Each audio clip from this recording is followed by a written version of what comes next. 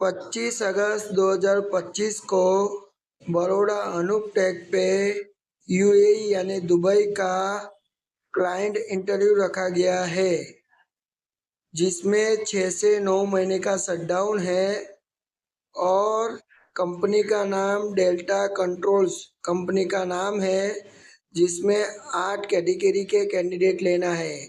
सबसे पहले shuttering fabricator, shuttering fitter, 3G 4G argon welder, 3G 4G MIG welder, 3G argon welder, sand blaster, spray painter और mechanic helper. खाना रहना पूरा company provide है। 9 घंटा ड्यूटी है, उसमें 1 घंटा लंच है, प्लस OT भी मिलेगा। ACR पासपोर्ट एक्सेप्ट है। और सबसे बड़ी बात कि फ्रेश कैंडिडेट सबसे पहले सिलेक्ट किया जाएगा। तो जिसको भी इसमें इंटरेस्ट है वो 25 तारीख को बड़ौदा अनूप टेक आगे इकरा मैन पावर यानी सरफराज को कांटेक्ट करें, आपका सिलेक्शन करवाया जाएगा।